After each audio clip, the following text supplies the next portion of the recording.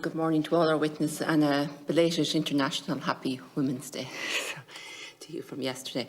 I'd like to put my first question to Una, and just to ask Una, what supports did you find useful in helping you to become a self-advocate? I was a bit nervous at the start and I didn't know what to say. Now I know about my rights and I know exactly what I want to say. Eliona, I think I'm pronouncing that right, I hope.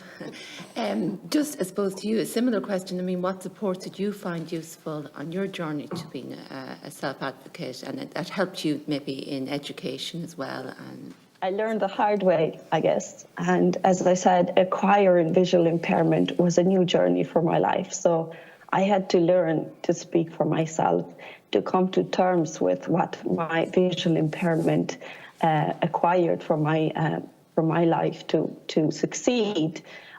So it was learn as you go, I guess. And of course, collaborating with different NGOs, let that be local, national or international, as I said.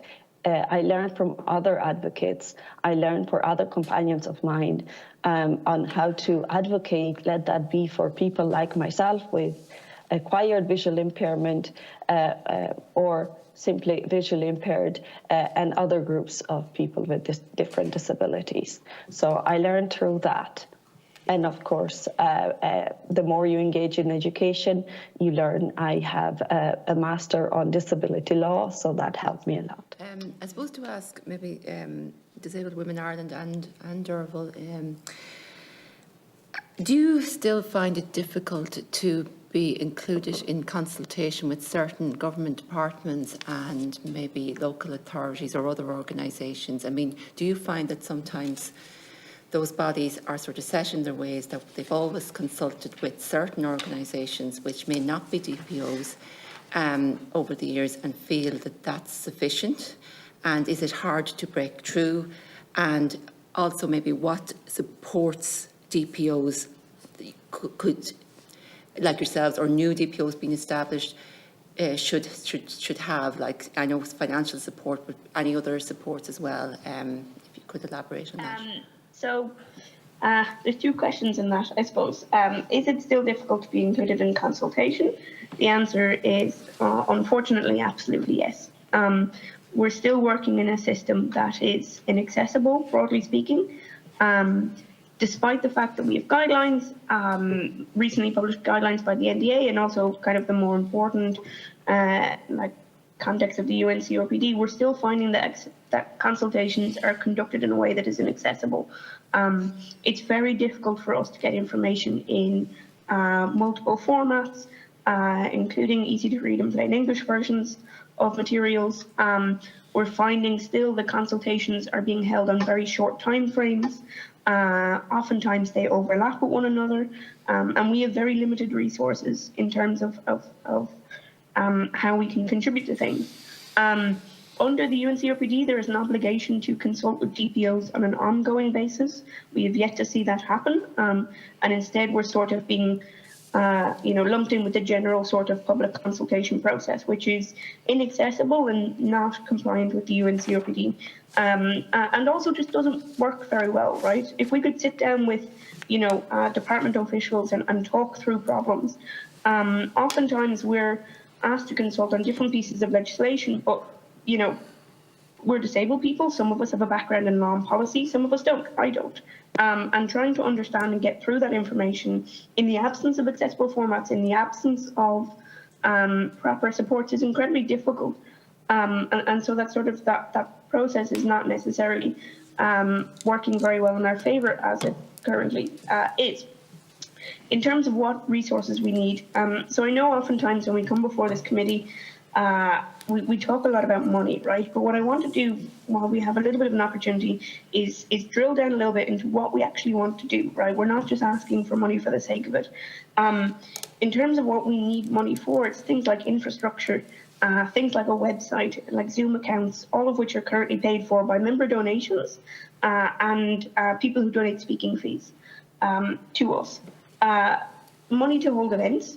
We know that there's a digital divide between disabled people. Some of us find online meetings and online communities inaccessible. We can't currently meet in person because we just don't have the resources to rent accessible places.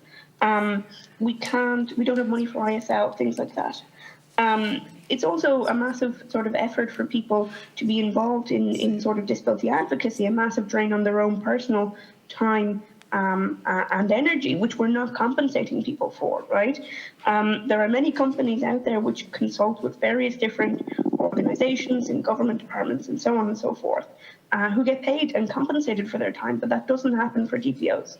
And if we could actually pay stipends or support our members in the work that they do for DWI, that would make it incredibly, would massively increase the accessibility of the work that we do.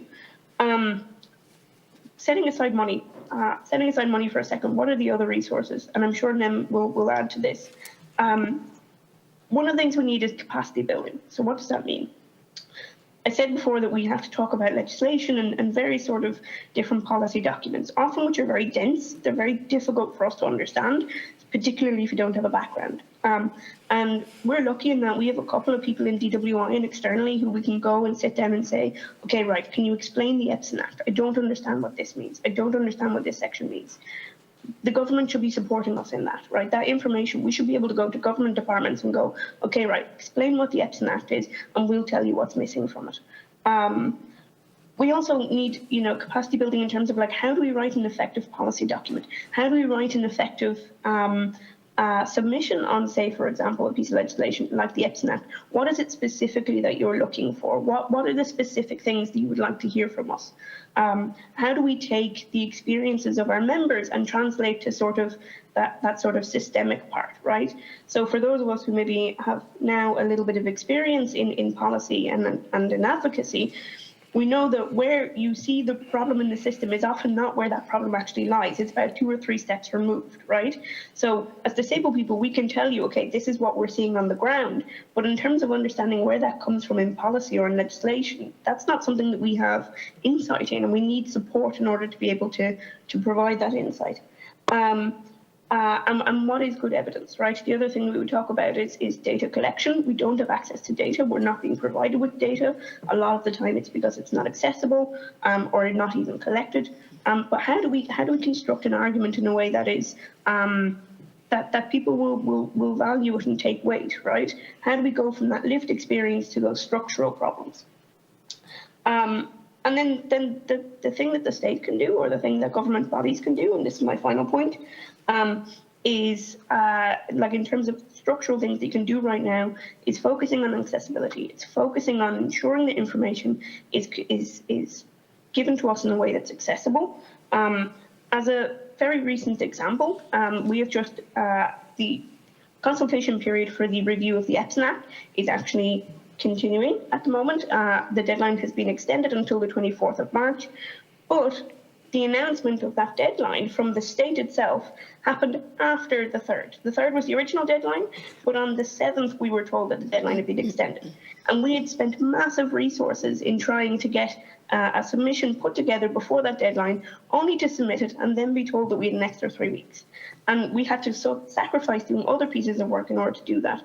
So accessibility and communication on the part of the state is something that we really need. And then my final point is just that we need an ongoing consultation, right? We need to be consulting with government departments outside of just a dedicated public consultation period.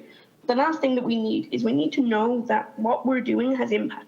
So we ask our members time and time again to consult, to come along to a consultation, to chat to us about various different topics. And it's very, very, very difficult for us to go back to the members and go, you told us this is the policy change that has happened as a result of that. And we need that to gather momentum and to continue with the momentum that we have in the organisation so that our people know that what they're doing has an impact, right? Change is slow and it takes a long time, but we need to know that what we're saying is being listened to, it's being heard, and it is influencing the policies that are being created.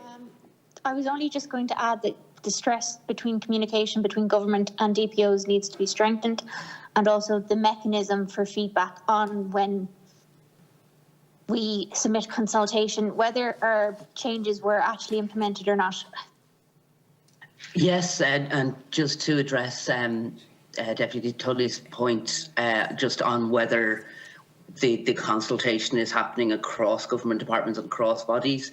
No, you are correct. There is still a lot of, there's still an over-reliance on these are the people we've always spoken to, so these are the people we will continue to speak to.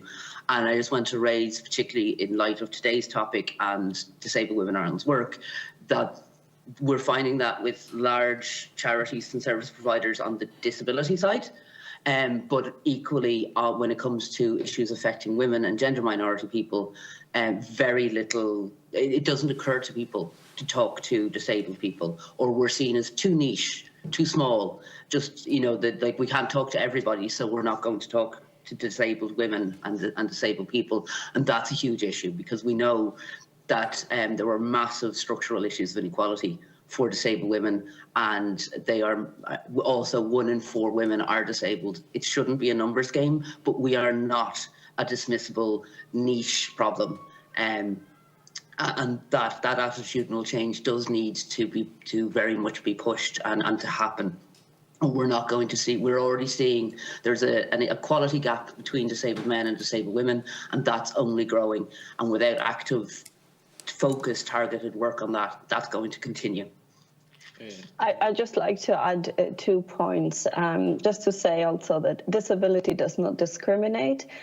So it's me today, it could be you tomorrow. So that way we all have to put our strengths together to build an inclusive and accessible future together, whether we are disabled or some of us aren't. In terms of consultation, I wanted to add in my own capacity, when I have engaged with different organization or local or national government bodies, is that sometimes we are included at the very last stage of consultation, where there is little window for change or our voice to be actually included, and our highlighted changes be implemented in whatever it's being reviewed or changed. For example, environmental change, or let be a law or a policy aspect or something like that. We need to, as Nem said, we need to be included in every way of consultation. So